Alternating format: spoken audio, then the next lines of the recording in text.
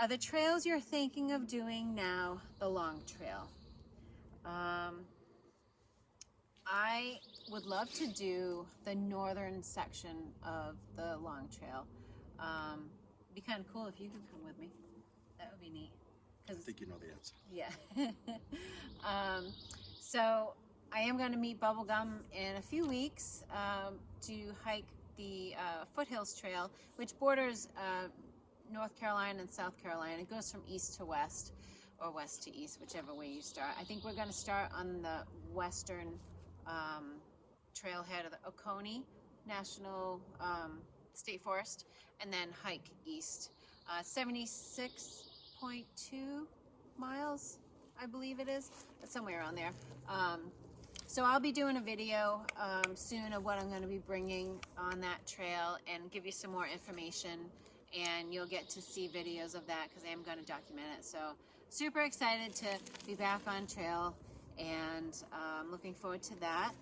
And also the section that I stopped and jumped over in New Hampshire. It's about 147 miles.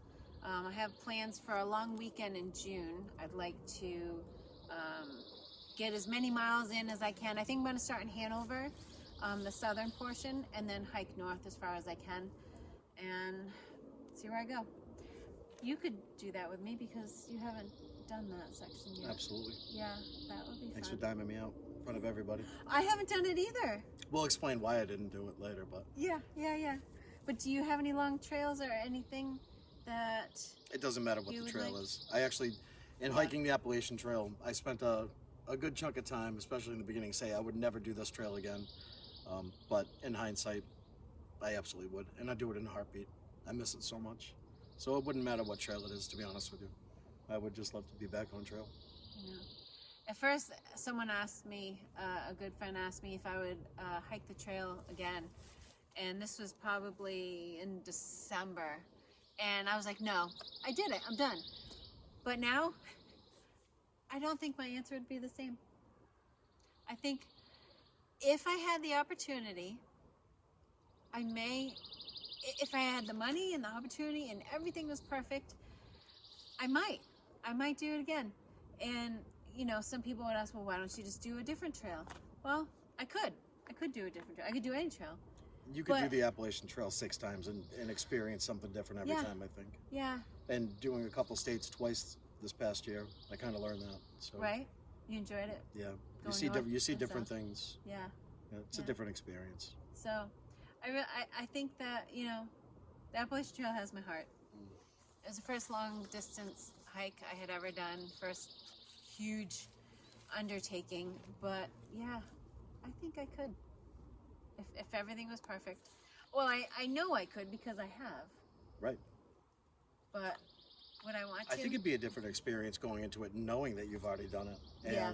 maybe worry a little bit less about some things and find yourself enjoying more of it just for that aspect. I'd like to maybe try to go Nobo all the way. That would be...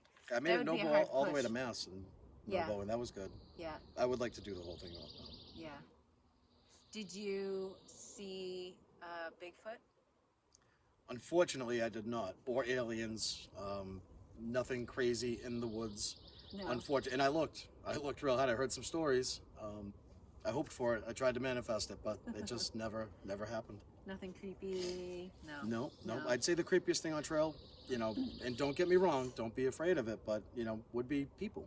You know, people in towns, be careful who you who you hitchhike with and things like that, but be cautious about it. I'm not saying don't do it. It's a part of the trail. And I have some great positive experiences of it, but I will say that, you know, if you wanted to ask me my scariest experience on trail, it was during a hitchhike.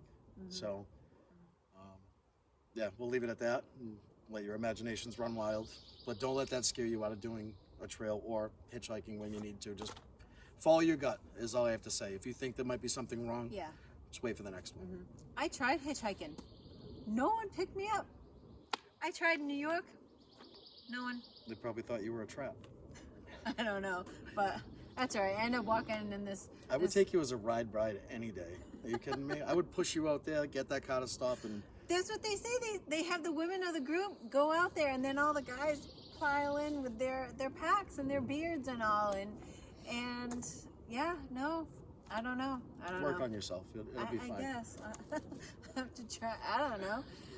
Grow a beard. I don't know. David Please don't. asks. Okay. David asks, can people take wading shoes for fording streams?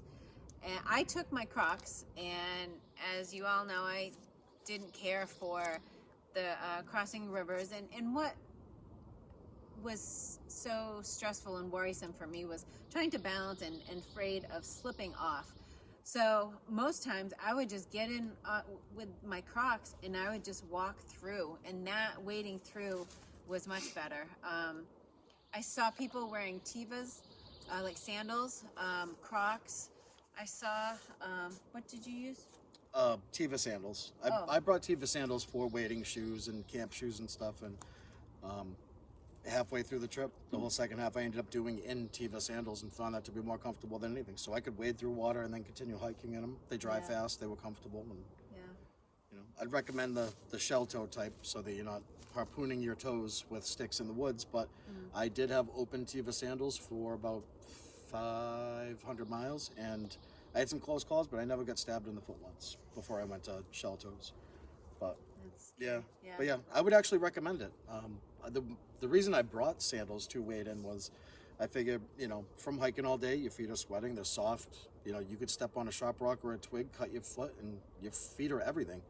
And I didn't want to be knocked out of it just because I stepped on something sharp in the water. So that drove me to bring my Teva sandals, and I will absolutely have them, even if they're not my primary hiking shoes. I will have Teva sandals attached to my pack on every hike that I do. Yeah. Mosquitoes are out. Oh, they're awful. You see them all around? Yeah, I'm trying. Oh, I'm smoking them out. Funny stories? All right, so funny stories. Uh-oh. It's tough to have like funny stories when you spend 6 months and every single day has some sort of fun or greatness in it. Even on bad days, I still managed to have good experiences. So I never had one bad day on trail. But that being said, I would say one of my favorite things to do, one of the funnest experiences, was in our trail family, which was quite a few people. And when you have that many people together, they come up with some crazy ideas. Was trail clothes. Loner clothes. Oh, so yeah. when we would stop at hostels, we had a rule in our trail family that you could not pick out your own town clothes, which, for whatever reason, everybody in my trail family thought it'd be funny to see me in girls' clothes. So I wore dresses, booty shorts, tight pink tutu shirts. I did get stuck in a dress once. I had to have 2 people help get it off of my body. That was at the station. I don't remember putting it on, but it was there. I would go out to eat in booty shorts. It was just we'll pictures see. to follow. We'll see if he dares to forward me some photos after this. They'll be lined up on the screen right here. Like you don't already have them. No. I don't recall seeing you in a dress. You will. But I do. I try to wear clothes that I wouldn't normally wear at home or out in the town. So I have a few like funky leggings. I have this big red muumuu dress. That was in the Mary Inn. That was a pretty wild one. Pot Roast had a Tigger outfit, an entire Tigger jumpsuit, one-piece onesie. I wore that. That he hiked in on his birthday the whole day. Really? Yeah, I carried it I asked him at the station if we could take it because he liked it so much. Oh, he didn't know. Oh. Yeah, it was at the station, and then he let me take it with me. Yep. Pot Roast's birthday was like 2 weeks after that. Oh, so I carried it for funny. 2 weeks, gave it to him on his birthday, and he hiked the entire day in it, which I will say, a man hiking in a complete Tigger outfit, not one person that we stopped to talk to made any comment, second look, or anything. You want to talk about being accepted for who you are on trail? Yeah. The trail is the ultimate place to do that and be that person. That's so true. I found a Tigger jumpsuit at Shaw's Hiker Hostel in Monson, Maine. I wore that, so the picture will pop up here. I'll show you a few. But that was fun. Loner clothes were fun. I enjoyed that. That was a lot of fun. What's the worst thing you ate on trail? So I really don't have a worse thing. I don't think, and I'm a picky eater. I've been a picky eater since I was a kid. I think that once your calorie deficit sets in and you're eating for calories and not for flavor, there is really no such thing as bad food. Yeah. Now try telling that to the 10-year-old me, and I'd call you a liar and probably cry. But no, I would say that nothing I ate was bad. Yeah. And at one point, we used to make what we called um, trail shepherd's pie, and it was everybody would make something different. We would mix it all in one pot, and then everyone would get, it was everything. We would put everything in this pot. Really? Yep, and it was fantastic every time. Yeah. Okay. Bacon I bits. haven't You could tried. add bacon bits to anything, and it's good. I like bacon bits. Mine was the ramen bomb, the famous ramen bomb with the mashed potatoes and the ramen noodles and stuff. Which was probably in every single shepherd's pie we made. Yeah. Well, it was just that there was nothing else added. I bet you if I had put bacon bits, I probably would have liked it.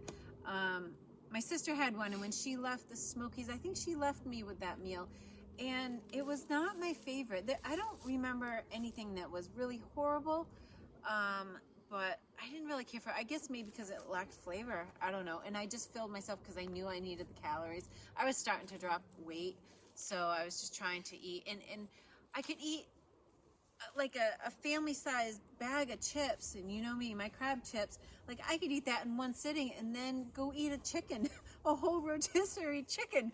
Now that will make you run for the woods and try to find a rock to go behind. Almost as much as eating ice cream in the middle of July and then trying to hike 6 miles, half a gallon of ice cream. Yeah. But I don't know, I didn't really get any like nasty food. I didn't get sick from anything, but John Norman asks, how is the footing when you hike on the big rocks in Pennsylvania?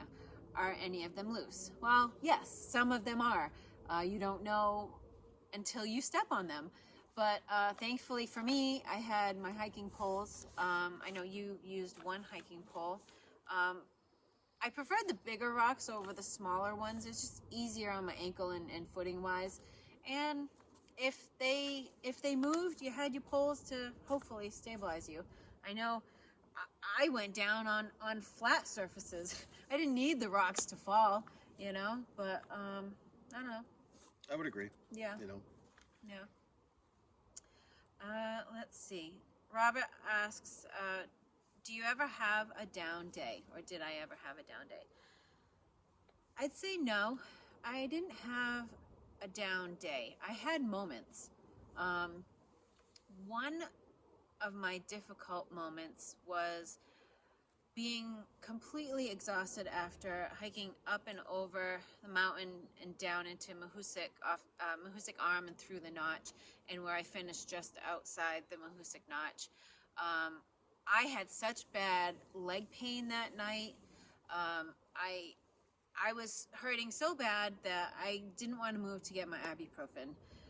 And that next day it showed. It was the morning, I think I cried because I couldn't get up this slick rock. I watched 6 or so hikers come down, and I couldn't get up it. So then I bushwhacked around, and I had gone 1/10 of a mile in a half an hour. And I was hurting, and I had a bad moment. I sat down on a rock.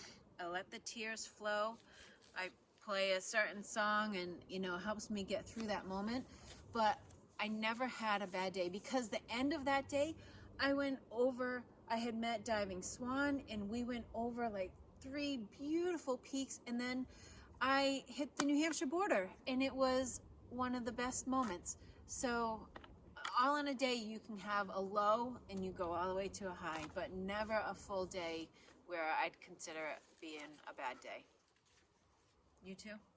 Oh, absolutely. So I didn't have one full bad day throughout the entire thing. Were there low moments? Absolutely. Moments that you sit and you question things. Mm-hmm. But I think that's natural. And I think that if anybody that says they don't go through that at least once is lying about it. Yeah. A couple bits of advice, not my own personal wisdom, things that I read somewhere on trail or heard from other people. The first one, which is probably the most important, never quit on a bad day.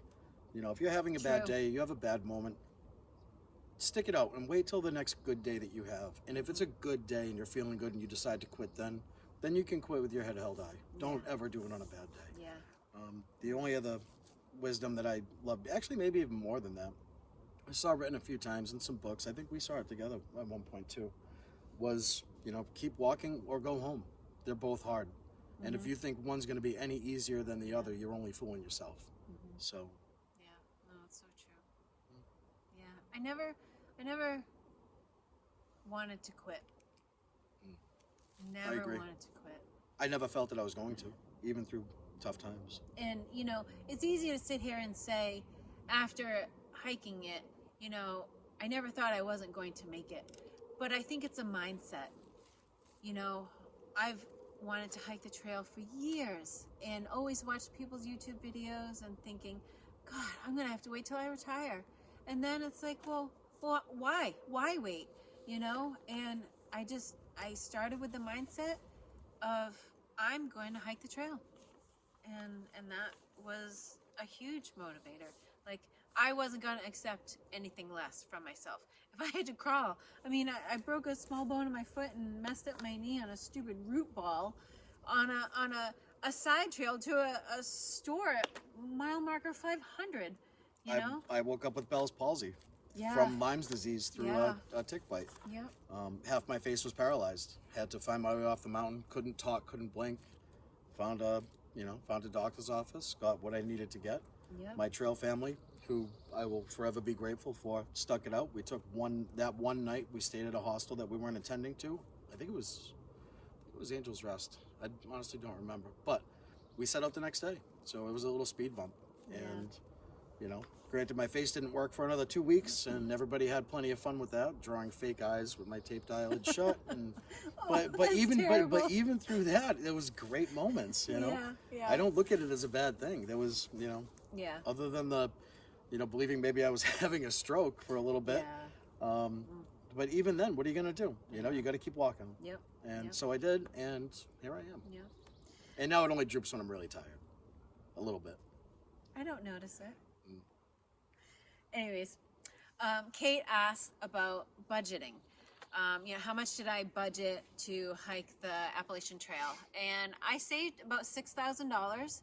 And in doing research and listening to other people who had previously hiked, you can do it for less and you can do it for more. It all depends on the experience that you want. If you want to go to hotels and you want to go to every hostel stay, or even using trail shuttles and stuff, all of that costs money, or you can do it on less. And I came home with $23 and change, and that $23 I put it in my gas tank when I got home to go visit family, and then that was it. That was the last penny. But it worked out for me. Which I think to that, if you have it, you'll end up spending it, and you just have to be decent at budgeting it. Yeah. If Yep. if you don't have a lot of money, I'll say that you don't need to shower and stay at a hostel every week. You Yeah. could zero in the woods at a shelter. And when you're talking food, you're going to learn your body in a way that you never have before. And if you needed to live on $40, $50 a week and eat ramen and Yeah. just Pop-Tarts, you can do it. It's not Yeah. you wouldn't go out there looking to do that, and it wouldn't be the most enjoyable, but could you? Absolutely. Yeah. So, I would say to comfortably do it, time and money-wise, take your time, figure 6 months, figure 6,000, $1,000 a month, $250 a week. That should be plenty, Yeah. to take your time, and be comfortable enough to get a shower once a week, plenty of money for food. And when you get into town, the occasional 6 pizzas and 2 grinders, whatever. But, I'd say that would be comfortable, but I wouldn't be afraid to do it on less, Yeah. way less. Yeah. Kate also asked about the logistics of what do you do when you're going from trail to into town, or trying to get a ride, or how do you find the information? So there's an app called Far Out app. It used to be called Gut Hooks. That is a good resource for a number of things, not just getting on and off trail, talking about water sources and shelters, and in the comment sections, it's kind of like a newspaper. People who are ahead of you might put, this water source is dry, so now you have to readjust your hiking and to know, I need to carry water for 8 miles or 5 or 2 or 12, There's also the AWOL guide you can use as a book reference and have that. And also one that I used mostly before I went on trail is called whiteblaze.net. You can find shuttlers and stuff. And even when I was section hiking, I used whiteblaze.net, and I found a lot of people out in Western Mass along the trail that would shuttle me when I was doing weekend trips and stuff, to when I was doing my sections and stuff like that. My favorite resource for that particular scenario is Far Out, and like what Kodiak was saying, you know, people advertise on there. You know, you go, the comments on Far Out are by far the best part really of that app, telling you what water sources are dry, where there's plenty of water. But not only that, tells you at what gaps people advertise phone numbers for shuttles. People leave in the comments what service carriers work there for your cell phone. If you have T-Mobile and your buddy has Verizon, you know, only one of those might work. Maybe both of them, maybe neither will work. But that information is generally in the comments of Far Out. And I think I found that to be the most helpful thing of all. If you're by yourself and you have one service provider that it says doesn't work there, it might work 3 miles ahead of that gap. So, you know, by doing your research the night before, you can get to that spot where you have service, line up a shuttle that you can't call when you get it, you know, so you line it up for 2 hours later. Take your time getting there, make sure you're there on time, and line it up that way. But don't bank on any of that. You can get stood up, you could call 6 different shuttle drivers, and everyone's busy that day. There's no guarantees. So try not to rely on that, you know, for resupply and things like that. You might have to spend another night or walk 6 miles down a road into town. You know, it doesn't happen often. It does happen. I will say, generally speaking, we never really had a problem. But then again, we had a lot of people with a lot of different phone services in our group. So to that, I would say, don't be afraid to, if you read that information and you come across a fellow hiker, ask them what service they have, if they'd be willing to wait for you at the gap, or if you can hike with them till you get there. You know, generally 99% of everybody that you'll meet on trail, especially after the first 2 weeks, some of the most incredible people you ever met, and people that are willing to help you do, and you know, do whatever you need and get to wherever you need to go. All right, next to last question. Robert asks, how many miles do you average a day? That is hard to answer with like a quick 10 to 15. Absolutely. So with that, when you start off, it doesn't matter how physically fit you are, you're going to be doing lower miles than you do when you're at the end. You will find yourself progressing no matter what. When I started, I wasn't in great shape, and it took all day to do 8 miles. By the time we finished, we could do 25s, no problem. 8 miles before we even took our first break if we wanted to. You know, plenty of, even at that, when we were capable of doing 25, even 30 miles, we still found that like the average then, when we were kind of at our peak as a group, was right around 17 to 21. So it's a tough question to ask average, because it depends on your fitness going into it, the terrain, the weather, and you know what stage of the hike that you're in. If it's in the beginning, it's going to be way less than by the time you get to the end. My longest day was almost 24 miles, and that was when I was in New Jersey. And then there were like my first day, I hiked 7 miles to Hawk Mountain Shelter. And then there were times in Maine where I was just happy to get 5 miles because the terrain was just awful. It was so rugged. And I remember going a whole week where I didn't hit double-digit miles again in Maine. But yeah, so it is hard to say an average, but there's lots of factors in that. I would say for somebody that's never done it before, it kind of seems, going south to north, that shelters are spread out with realistic expectations. Like 8 miles is kind of like the shelter spread in the beginning, and people that were in better shape would go 16 miles in one day, you know, shelter hopping that way. Where, you know, even me getting into it, not being a hiker when I started, outdoorsman but not a hiker, you know, 8 miles was pretty much the max I could do when I started, and that's what the shelter spreads were. And as you get further north, the shelters are spread out further apart, and you know, you can kind of get a feel for, you know, what the terrain's going to be and what level you should be at that point, just by looking at the distance between shelters. They're there for a reason. Use them if you need to. And the mileage does kind of reflect, starting at 8 miles, you know, how you should progress beyond there.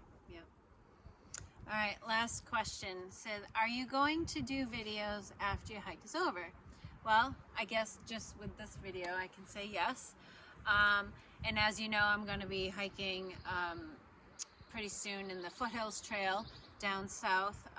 And I would like to document and do YouTube for future hikes. I think